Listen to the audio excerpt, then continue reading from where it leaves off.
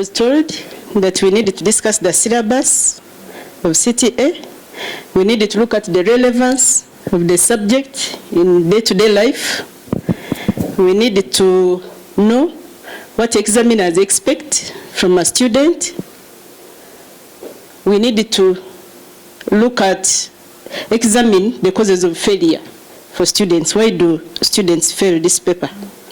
Now, the syllabus, the paper is called Tax Audit, Investigation, and Ethics, which means it is made up of those three parts.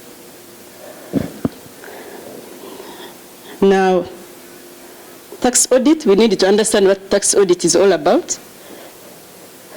Now, when I'm looking at this paper, I'm assuming he has said he's a CPA. In CPA, we have dealt with accounting, we have dealt with auditing.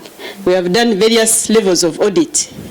Now here, the difference between this audit and the audit we have done in CPA is that here we are looking at tax. Whatever we are doing, the end result is tax compliance. We are looking out to see whether the taxpayer is following the tax law. And the implication is a tax liability at the end of the day.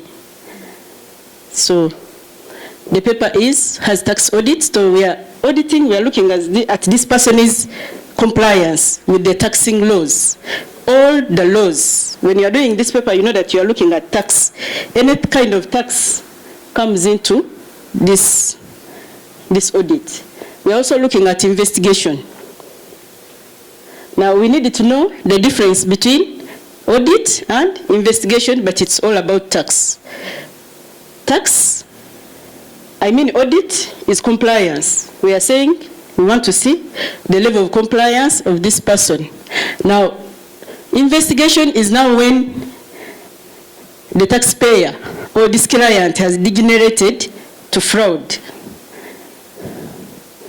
We are looking, does this client have aspects that may be seen as fraud in the eyes of the law, of the people who implement the law? So we need to know what each of the two leads to. We said audit leads to a liability at the end of the day and maybe some penalties. Now investigation at the end of the day will lead to heavy penalties, not just penalties, heavy penalties, and also or imprisonment. It can be only penalties when you maybe plead guilty, but it can be both, or it can be prosecution. Now, this course is CTA, advisor. You are advising. As you advise, we are supposed to advise within the ethics of the profession. So, the paper also examines the advisor to see whether during their work they are upholding the principles of integrity, the ethics, the code which is laid down in the profession. So, what level of assessment is the examiner looking at when they are assessing you? I extracted this from the syllabus. The syllabus says the learner is expected to demonstrate knowledge and understanding of the framework of tax audit and the ability to plan, manage, and carry out a tax investigation or tax audit in an ethical manner. That is the expectation from the learner. So I looked at this expectation. I said, what exactly are they looking out for? In the expectation, they are saying they want you to demonstrate knowledge, bring out maturity in you, because you have passed, you are a professional, but now you are at the level of advising about tax. So the maturity in you must be reflected in your answer. Knowledge of the tax laws. Here, this is level 3. The paper at a high level, the last level actually, you have already gone through income tax. You have studied the laws of income tax. You have studied value-added tax, you've studied customs and excise, you have studied even all other relevant laws to tax. So you are expected to have a knowledge of all those laws. At this level, it is applicability. How are you applying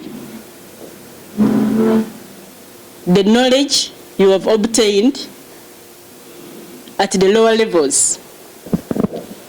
As you exhibit maturity, your maturity should bring out that knowledge clearly, because you are going to advise a person, you're advising a client. Your advice is going to lead to a client saving money or losing money. Practical advice. The advice has to be practical. It is not gambling. When you are writing and they are asking you to advise, the advice must be looking at the practical aspects of this taxpayer. That means you need to show that you understand what you are advising. You cannot advise on things on which you are just gambling. So the level of assessment is high. Your answer must come out clearly to show that you have gone through the lower levels. You are already a professional, maybe you're a lawyer, maybe you are already an accountant, you are somebody. Now your level of maturity must be exhibited the way you answer your questions. The relevance of this paper. Why study this paper? We are studying this paper because tax is a cost. It is a business cost. In commerce, we used to study, and economics, they said it is non-quid pro quo. And yet, it is a law. So because it is a cost of a business, as the person plans, as the client plans his business, the planning must include tax. That's why an advisor is required. That's why you, as an advisor, you are a very important person in the life of this business. The businessman does not want surprises at the end of the day. If you have advised him, you must give good advice such that even when the tax authorities come to check, those who implement the law, when they come, they should not make a very big difference with what you have already done. This subject also, we look at audit as it's a regular activity. Much as sometimes URA does not come to us for 2 years, 3 years, but we expect them, for sure they will come one day. And their activities disrupt business because time is money. As URA comes, they are going to spend time at the taxpayers' premises asking for ABCD. Now, you as an advisor, they are teaching you to reduce the business interruption by the tax authorities as much as possible. The interruption is going to be there, granted, but we are trying to have people who can help taxpayers, who are going to help businessmen, to reduce that interruption as much as possible by giving them the correct procedures to follow. When URA comes, when the authorities come, what do they need? You are supposed to know what these people need, what they are going to look out for, how we arrange these books so that URA spends as little time as possible. And then business activities continue. Investigations, on the other hand, have far-reaching effects on the business. If a businessman thinks about prosecution, it is also a disruption to his business. So we try to avoid, as an advisor, we want to see an advisor who is going to advise the businessman, the taxpayer, and protect him from having these prosecutions coming his way. Giving wrong advice of reducing the tax today, but actually you've not reduced, you've just postponed it. And when URA people come, when the authorities come, they will find, and then the investigation process starts. So this paper is so much relevant. It's part of the business's life. You realize that every business, I think, will need a tax advisor if it is to run smoothly. Of late, we have so many advisors who advise people, but they advise people in the wrong manner.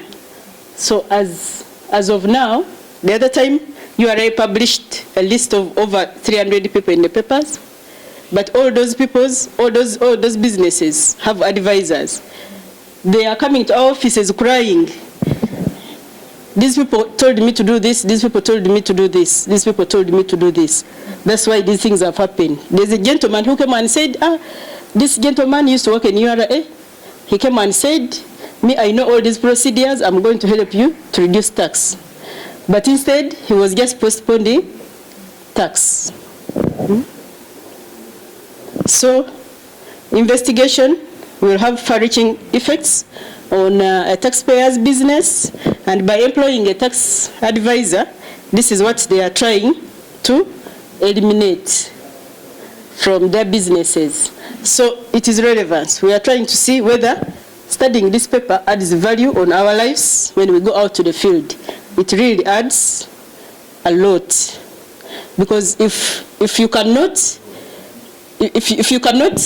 ensure the taxpayer plans for his tax.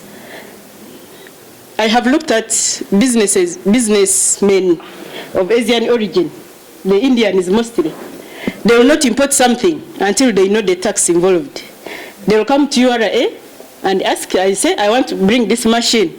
Can you tell me the tax that I'm going to pay at the end of the day? You look at that tax and also look at what the value the machine is going to add on the business. If he sees that the tax is so big, then he will revise his plan. Maybe he will change and say, maybe I make that machine here, or I import it now from a different country. So planning is very key. Planning for tax as a cost in business is very key. How best, the gentleman said, how best can he approach this paper? Meaning, what does the examiner want from him? When you are faced with this paper, what does the examiner want from you? The examiner, having known you are aspiring to be an advisor, you are not going to be a clerk in somebody's business. The examiner wants you to demonstrate level 3 knowledge.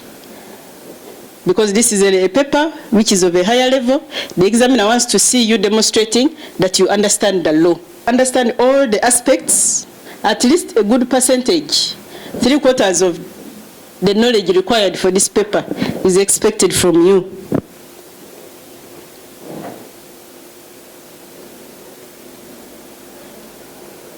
Demonstrating knowledge means you are giving examples. You're looking at the problem before the taxpayer. The examiner wants to see you first understanding the taxpayer's business, and the advice you're giving will be showing that you understand. You also need to have covered the syllabus, because at this point we don't expect people to spot. Because whatever you're studying, because whatever you're reading is applicable, so you are not going to spot. So when the paper is being set, I have looked at the questions that have been set. You will find that question number 1 is covering 75% of the syllabus. So when we are reading, we aspire to read and cover the syllabus 100%.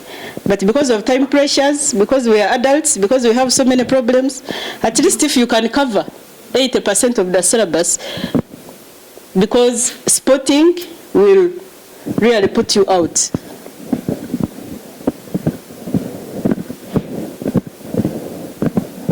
Coverage of the syllabus is very, very important. You can read 2 topics, know them thoroughly well, but you'll find that those 2 topics will earn you out of the compulsory question, maybe they can earn you 10 marks.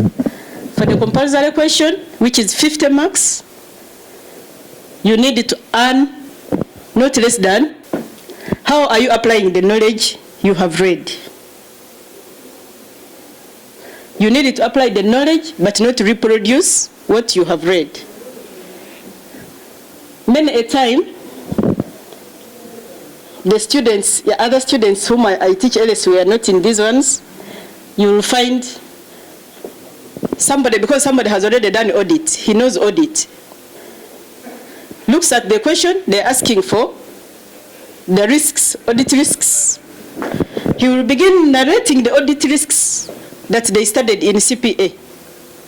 Write the audit risks regardless of what they have written in the scenario or in the case study. So here, we restrict ourselves to the case study, because if we are saying we are looking at businessman A, for you, you are writing risks which apply to businessman B, then you are not helping your client, businessman A. So the application of knowledge must be relevant. I'm saying that the provision of practical solutions to the situation at hand. So that means we need to understand the business. The steps is that, do we know what we are advising? Look at this business. What are who are the competitors in this business? What risks are likely to exist in this business? Now, we were looking at VAT fraud of recent. Now, when you look at VAT fraud, it is mostly in service businesses. Why is VAT fraud in service businesses? Because service businesses, the input, the biggest input is the brain. Your brain makes the biggest input, and maybe the brain of the workers. And in return, for utilization of their brains, you're paying them salary. Now, when you pay salary, you are not going to, salary is exempt. It's not VAT actually. It's not exempt, but it's not VAT. Now you realize that for you, what you're selling, the service you're selling has VAT. But the input you're putting in does not have VAT. So now somebody looks at all the VAT that you've collected, that you've charged, you're going to pass it over to the authority. Passing over to the authority wouldn't be bad, but you are in a competitive market. Maybe another person has a way of not passing over that money, and they will outcompete you and take all the clients. So what people are doing is that tax advisors have formed companies. The tax advisors in town, whether they are qualified or not, maybe mostly those who are not qualified, they have formed companies. You find one tax advisor with 10 companies, and they produce invoices. They get those invoices and sell them to their clients. And for them, they will file also returns for those businesses. So they will sell to their clients, providing their clients with input, but now also for them they will need input. So now he has 10 companies, X, Y, Z, N, L, so he will get output from L, puts in X, he will get from X, puts this, he will make a lot of caveat here and close. But there's no movement of goods, there's no movement of money. Of course, the money they will give him is not part of the business. So at the end of the day, the businessman comes out and cries. This is what my advisor gave me. So as a certified advisor, we are expected to provide practical solutions to the businessman, not solutions that are postponing the businessman's problems. Because business needs to survive.